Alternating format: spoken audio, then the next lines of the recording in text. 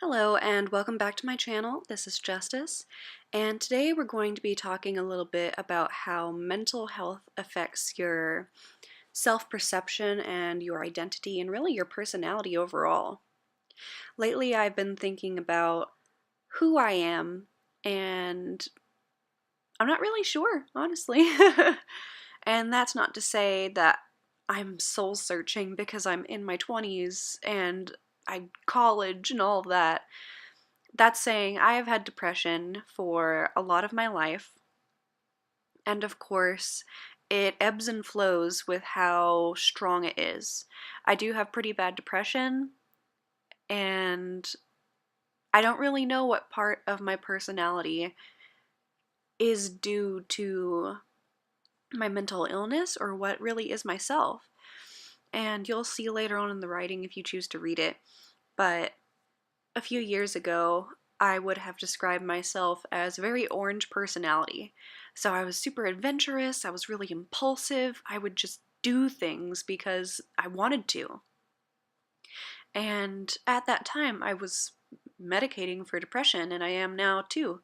But I've changed a lot over the years, as many people do, especially going from high school to college to being a working person. I find that I'm a lot more reserved now, and that's a weird thing to get used to. And I think that part of it, aside from mental health, is just changing as a person.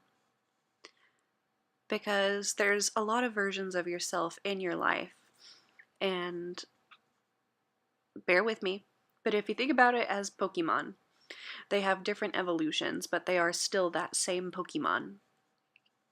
I think that we're kind of like that as people, and I know that my mother, she's told me a few times to stay true to yourself, to kind of just be who you are, like be Justice or be whatever your name is. And although I have changed over the years, I do think that I am, who I'm meant to be. And maybe I'm going to be a different person in the next year. But I need to love myself no matter who I am. And you need to do the same.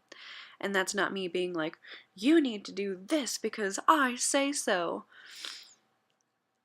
I just think, especially whenever you're in the age frame that I'm in, where you've just graduated high school, went to college, graduated college, and now you're kind of here.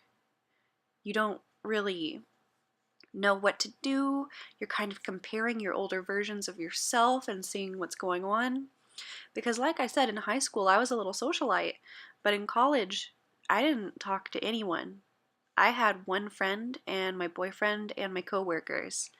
And towards the end of college, that one friend and I had a falling out because of reasons I won't get into. So then it was just my boyfriend and my coworkers. And I don't think that there's really anything wrong with that, because at that point in my life, I really needed to focus on work and to focus on my school. It was a really, really hard time for me in terms of my mental health and in terms of what I was doing. So I didn't really have the time for much else. I was journaling a whole lot, but I didn't really have the time or really the mental capacity to try to invite someone else into my life and have an interpersonal relationship with them. But now I'm at a point where I'm trying to make friends, and that's not to say that the friends I currently have are just thrown by the wayside. I do have a couple of very good lifelong friends. They're just not nearby. And that really sucks because moving into adulthood, getting different jobs, different schedules, living in different time zones now, it's really hard to keep up. And that doesn't mean that I love them any less. They're still my best friends, and they will always be my best friends. But I want to have new friends in my life and have people that I can invite over for barbecues or little pool parties. And I'm really excited for that. I'm really nervous. Really nervous. But I think that's part of my evolution. I may not be an orange personality type anymore, but I'm still Justice. And that's weird to think about. But I'll just leave you with that. Thank you so much for bearing with me in my weird rambles, and I hope that you have a wonderful rest of your day. Please feel free to like and subscribe or comment if you want to, and have a great one. Bye-bye.